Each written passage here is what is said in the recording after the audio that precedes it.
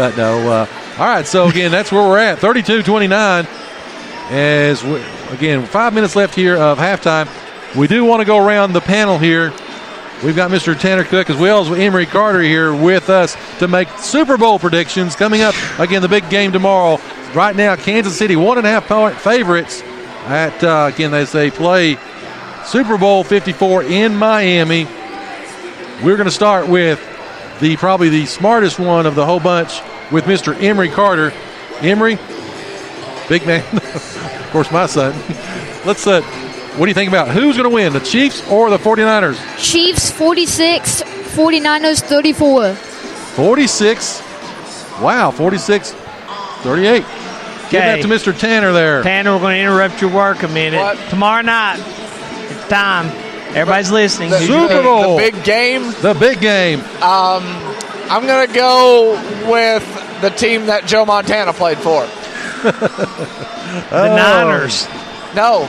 He played for the Chiefs. He got you. I forgot that. He threw the curve. I'm actually going to pick Kansas City in this one. I think we live in an age where the offense, the rules favor the offense. And I think Patrick Mahomes is just a game changer of quarterback. I think he's the next big thing in the NFL. And I think it's just going to be too much for the Niners to handle personally.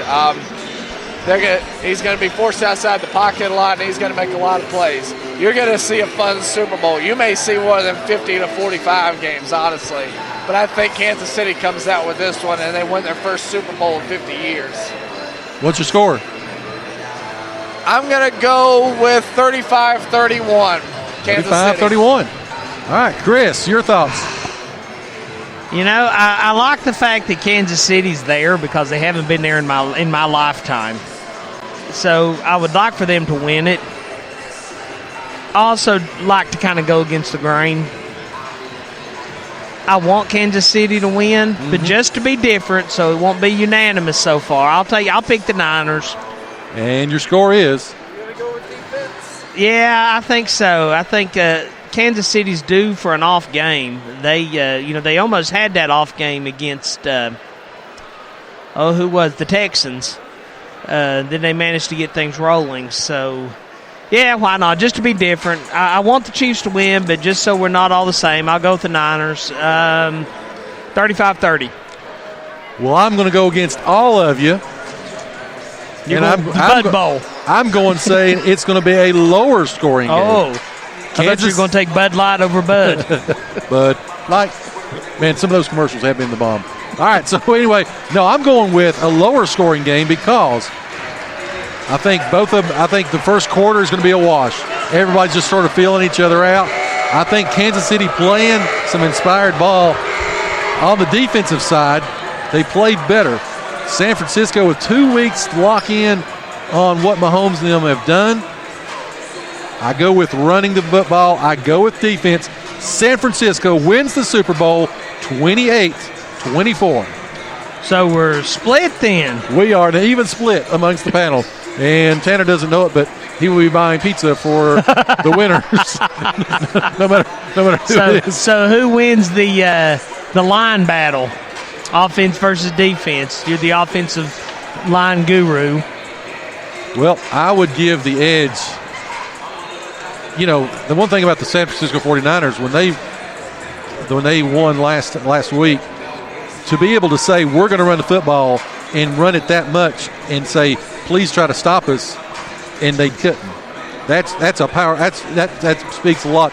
When I was at Rye Cove, we were at Garden Creek, played Garden back when they were Garden, had a football team, and it was a year after we came off the regional championship game against Appalachia, and there was a lot of questions about our offensive line. And I said, guys, if you're good enough, you can point out the play, you can tell them the snap count, and you'll still get 3 yards. And I said, this is what we're going to do. Everybody get to the line. And went over and told the defense, said, we're running right here, we're running on 2. When we ran the football, we got 5 yards. I said, don't go to the huddle. There's no need. So let's get it back. We're going to run it here now. We're going to run it for 3 yards. And we did. We moved it all the way down the field, scored on the 10th play of the drive. Just a mind game. Just a mind game, just to let them know if you're good enough, especially as an offensive line. So I think San Francisco's offensive line is a little bit better than, of course, a lot of speed on that Kansas City side, but I still think it's a little bit better. And I think the defensive front of San Francisco is a little bit better than the offensive line of Kansas City. So I'll go with that's why I'm going with the Niners. Well, I'm on the Mahomes bandwagon. I think he's phenomenal. I love to watch him play. So my heart says Kansas City, but like I said, just to be different, I went with San Francisco. Well, as my dad would say, as a former defensive coordinator, a quarterback cannot throw the football if he's on his back. And I believe that's what's going to throw straight up. I think that's what's going to happen. I think they're going to go right at him, and we'll see. So anyway, that is our Super Bowl. That's the Gate City Sports Radio Super Bowl preview coming up here again, that ball game tomorrow. So we're getting ready for basketball action, though, here in the second half as John Compton's got it. He's going to inbound it, and he gets it to Hensley. Gate City now going left to right on your radio dial as Hensley gets knocked down. No call on that one. Here come the Tailtoppers right back at him. They miss their shot, and ball goes off of David George and will stay with Science Hill. Quickly, a 7:47 left here as, again, 32-29 is the score. Inbounding the basketball is Cutlip, I believe. Yep, he feeds it inside to Hunter Phillips. Phillips works it around to Jordan McLeod. McLeod taking his time, hands it back over to Cutlip, who brings it around to the midcourt line, and then looking to pass it off. Nobody's there for him. Finally gets to Cutlip. Cutlip drives into the side baseline, feeds it back out. Try to get it back inside. They do. They get it to Mathorn. Back inside. Shots up. Shots good. Again, Jake Mathorn, 6'6", was locked up against Reed. Again, Reed, barely 6 foot. Wasn't much of a contest there as he got the hook shot to go in. 34-29. Here come the Blue Devils now as they try to work with it. Get it into Hensley. Hensley shots up. No good. Rebounded once again by Mathorn. Here comes Science Hill now as they try to get the the ball around. They do. They get it up, and they got it in. Kenyon Cutlip hits the three. His foot was on the line. And so they're going to give him the three. I was purposely watching that.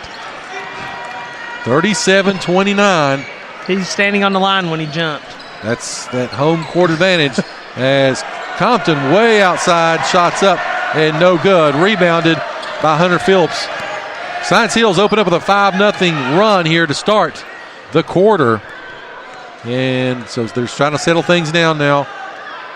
Is Science Hills. They're trying to run their offense. Works it to Mathorn, gets it up top. They've got it to Hunter Phillips now. Phillips works it back over to Cutlip. Cutlip goes back inside to McLeod. McLeod's shot's blocked by George.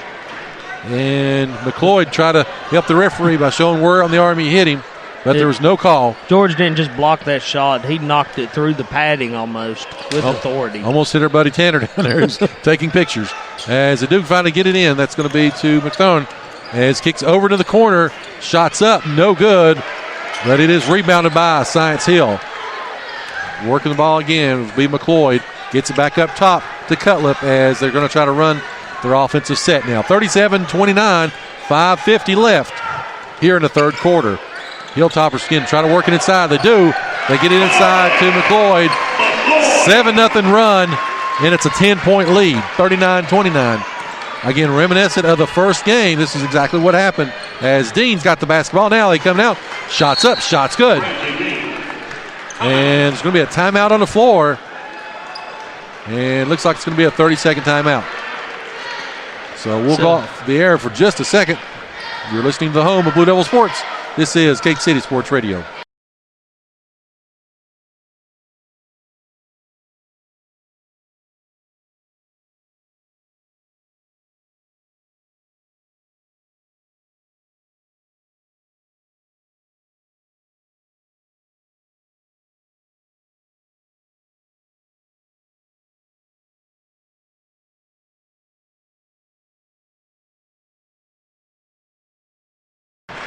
All right, so we are back here coming out of the 30-second timeout. 39-31, 5:34 left here. Again, reminiscent of exactly what happened in the first game. It was close throughout the first.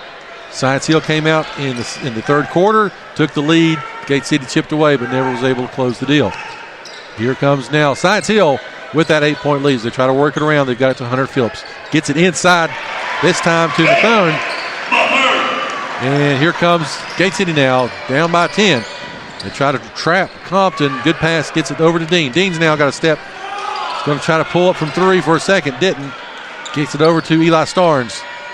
Really working defensively as now over to George. George now to Eli. Eli goes in, and don't you call goaltending whenever you hit the goal if you're the defender? Most of the time. Okay, but not tonight. Again, as George laid it up and the Hilltopper hit the goal, ball went out, and the Hilltoppers got the rebound. 41-31, 4:40 left in the third quarter. Hilltoppers with the basketball now. Again, McCoy gets it inside to Red. Shot's going to be up, and it's going to be Hensley fouled. got his money worth on that. He was going up, and Andrew basically just said, "No, you're not." It was all ball. It was all ball. So that's going to be his. If you're going to foul, I've always thought make it worthwhile. Hensley sure did there. Hensley's first foul of the night comes at 4:30 left here in the third quarter. Red shots up, and it's good. Again, Amari Red, 6'3", junior for Science Hill. Coming back into the ballgame for Gate City will be John Sally as well as DeAndre Mack. So you got Sally, Eli Starnes, DeAndre Mack, Bradley Dean, and John Compton. That's the 5 on the floor for Gate City. 4:30 left here as Red shoots a shot up and good. They've tied the biggest lead of the night at 12, 43-31. Kind of getting in that danger zone, Chris. So being a 12-point lead against the team that runs and shoots this well at home. As Gate City, here they come. Try to set up their offense. Eli Starnes got it to Bradley Dean. Dean goes inside with a hop, step, and a chip. And the shot is good. And it's going to be 43-33 now. Here come the Hilltoppers right back on offense. Work the ball over. It's going to be Ballard with the basketball. Gets it over in the corner to Cutlip. Cutlip gets it inside. He's trying to post up once again. And he does. Mathern's really effective inside like that. When they get that ball to him, he's got 12 points on the night. He's their leading scorer. Bradley Dean from Bradley Dean range. Shot's no good. Saved by Sally, but he throws it in, and it's going to be to Ballard of Science Hill. 45-33. Again, a 12-point advantage for the Hilltoppers. As they try to work it around, they get it to Mathern. Once again, he's going to try to go inside. Gets it, and he does take a shot over Sally. No good. Rebounded by Bradley Dean. Here come the Blue Devils now. Eli Starnes has got it. It's on the right-hand side. Gets it back to Dean. Dean's going to try to take a step. Gets it over to John Compton. Compton with the basketball. Gets it back up to Dean. Looking for his shot as he tries to drive inside. Gets it to DeAndre Mack. His shot. Beautiful shot. Up and under. Lays it up. And it's back to 10. 45-35. Here comes the Toppers now. Ballard with the basketball. Being guarded by Compton. And he's sort of dribbling around just around the top. Gets inside. Great play inside. Hit a cutting Shingledeckler, and they're going to say there was a... No, he went up and the shot was blocked, and then it came back down off of him. So it's Gate City ball. That referee walked him away. So I could see exactly what happened. Shingledeckler went up, and the ball was just swatted right back down on top of him, and it bounced out of bounds off of him. So Mack inbounds it to Compton. Compton getting a lot of pressure now from Ballard. Gets it across the timeline. Works it over to Andrew Hensley, as his ball as he gets knocked down, and DeAndre comes from behind. Yeah, Hensley got tripped. Lost the ball. They're going down the court with it, and Mack comes up behind him and hits him, and they decided he was shooting. He was in the act of driving to the lane, but first shot's up and good. He was at almost the foul line. Yeah, I mean, he wasn't even. He was driving in, running in, dribbling in, and Shingledeckler makes the first. Mack fouled him, but he wasn't shooting. Second shot's good. 47-35. As here comes Eli Starnes now with the basketball. 2:30 left in the third quarter. Starnes with a step, gets inside, and they're going to say it's on Starnes.